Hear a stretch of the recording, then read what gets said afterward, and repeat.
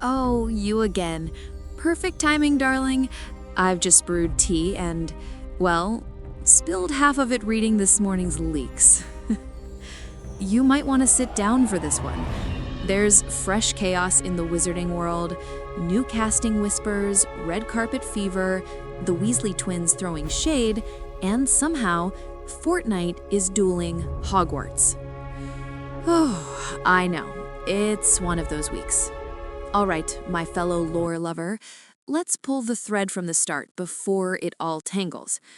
So imagine me flipping through my notes like a slightly over-caffeinated Hermione when, bam, two new names surface for HBO's Harry Potter series, Daniel Fearn and Tom Turner. You know those moments when you tilt your head and think, wait, who? Yeah, that was me. Fearn's been skulking around brilliant corners of television, Slow Horses, Masters of the Air, that very grounded, British, slightly miserable but charming energy HBO can't resist. And Turner, The Crown, Anatomy of a Scandal, a proper posh resume. Together, they sound like they've just stepped out of a smoky Diagon Alley pub, robes a bit crumpled, charms slightly disarming. Here's where it gets juicy.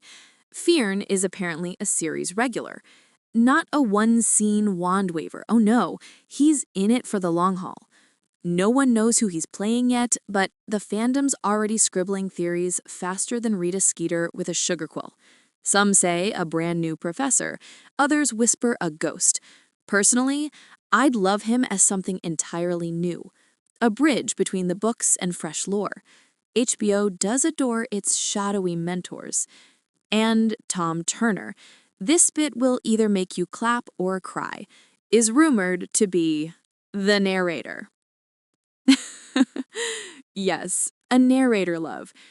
Can you hear the internet already catching fire?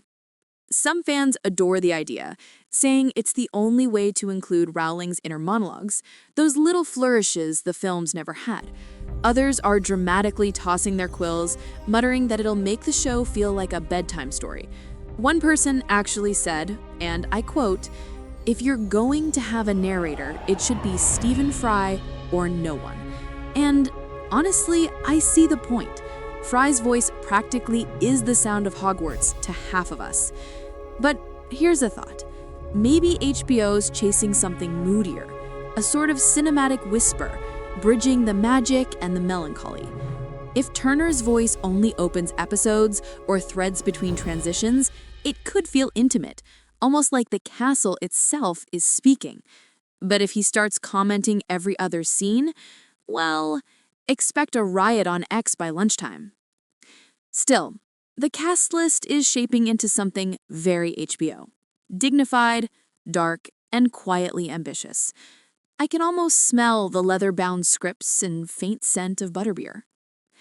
Okay, paper shuffle. Oh, sorry, nearly dropped my notes. Right, where was I? Oh yes, drama and a bit of glamour. The Audible X Pottermore event just rolled out their glittery red carpet for the full cast audiobook editions. Yes, you heard that right, full cast. I can practically hear every audiobook nerd gasping from here. Picture it, velvet ropes, cameras flashing, children in Hogwarts scarves, the whole thing drenched in nostalgia. The new voices of the trio took center stage, Frankie Treadway as Harry, Max Lester as Ron, and Arabella Stanton as Hermione. And, oh yes, that's Wondatell Arabella as pure Stanton, magic. the same one cast as Hermione for HBO. Double duty. Darling, Hermione squared. She posted about it on Instagram, all charm and gratitude, saying what an honor it was to voice Hermione in the first 3 audiobooks. The first one, Philosopher's Stone, dropped just days later. But the real showstopper? The guest list. Keira Knightley as Umbridge, Hugh Lowry, yes, the man from House, as Dumbledore, Matthew Macfadyen, the emotionally constipated husband from Succession, as Voldemort, Riz Ahmed as Snape. I can already feel that low, silky menace. And Michelle Gomez, the queen of chaos herself, as McGonagall. You can't tell me that's not perfect. Now, not all of them turned up on the carpet. It was mostly the younger cast smiling under enchanted fairy lights. Still, the announcement made everyone's Flu networks light up. And, predictably, the internet did what it does best: split in half like a cursed Horcrux. Keira Knightley's casting stirred backlash. She'd previously apologized for not knowing about the Rowling controversy and was called out for joining a project backed by her, which, of course, the internet took as a challenge. Meanwhile, Stephen Fry himself recently remarked that Rowling had been radicalized by online hate, a statement that only fanned the flames further. Oh, it's messy. The wizarding world always seems to be both a source of wonder and endless debate.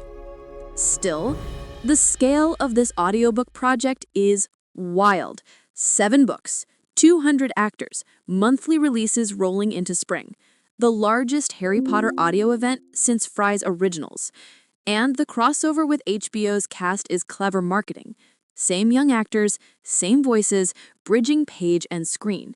It's a delicate dance, reintroducing Hogwarts while walking straight through controversy. Oh, before I spill the next secret, make sure you've subscribed, love. You'll want to be here when I finally reveal more news and HBO Harry Potter TV series leaks. All right, let's talk Weasleys. Specifically, the Phelps brothers.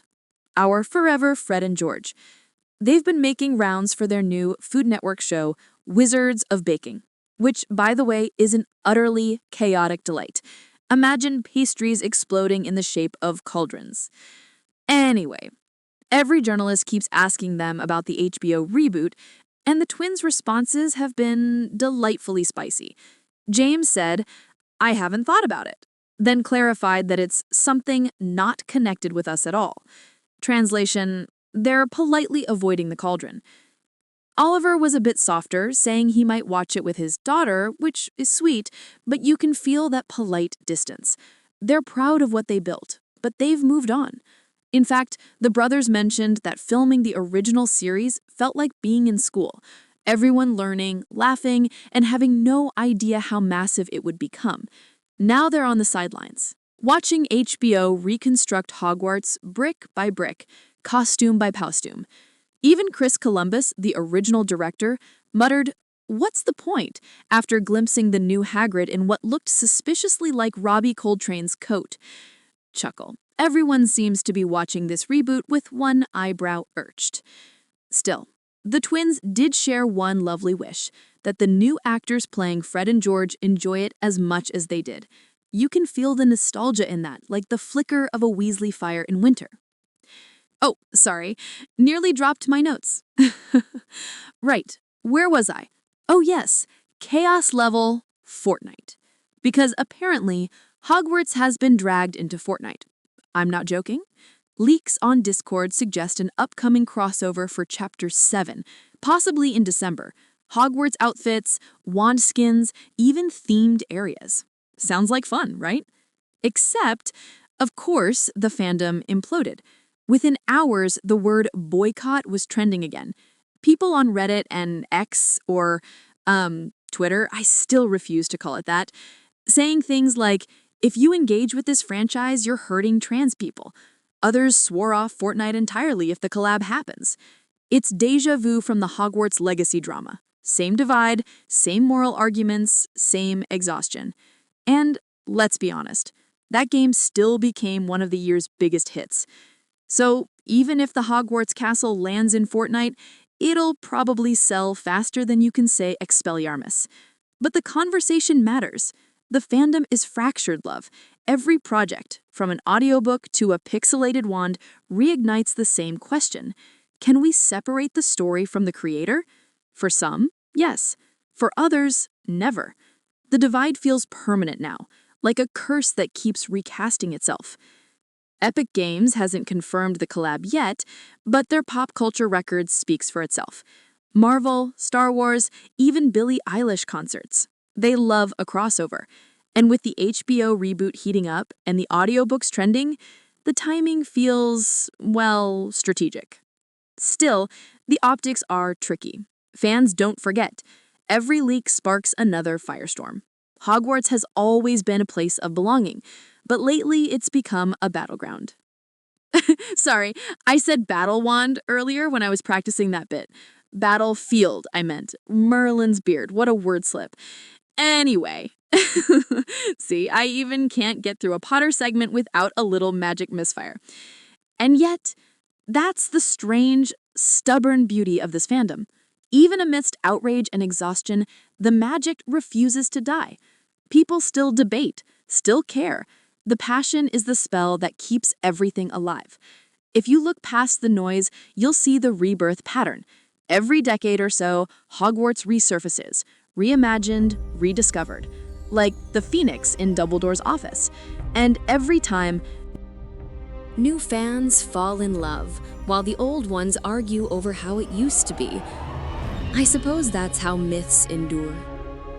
Now, if you ask me, and you didn't, but I'm telling you anyway, the HBO series will either redefine Harry Potter for a generation or crumble under the weight of nostalgia. Either way, it's fascinating. The storytelling potential is enormous. A chance to explore every subplot the films trimmed, every whisper of ancient magic. Imagine actually seeing the founding of the houses, the ghosts' backstories, the inner politics of the ministry. It's deliciously ripe for long-form television. But with that comes risk. The fandom is louder, older, more fractured than ever. Some crave the comfort of the familiar, others want the boldness of change. HBO's walking a tightrope above a pit of dragons, darling, and we're all watching with bated breath. Honestly, sometimes it reminds me of Tolkien fans when Amazon announced The Rings of Power. Remember that? Outrage, memes, boycotts, and then slowly a community forming again around the parts that did work. Same story, different wand. That's fandom for you.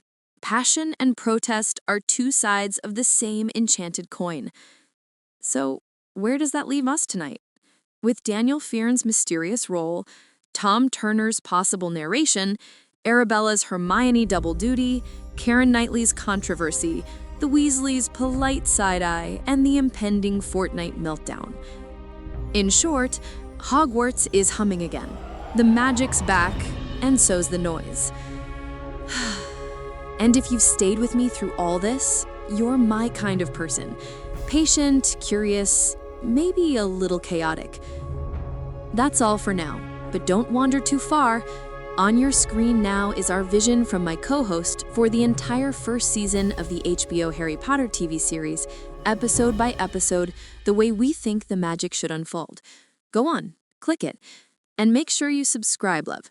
You'll want to be here when I finally reveal more news and HBO Harry Potter TV series leaks. Now off you go, my fellow lore lover. The kettle's whistling again.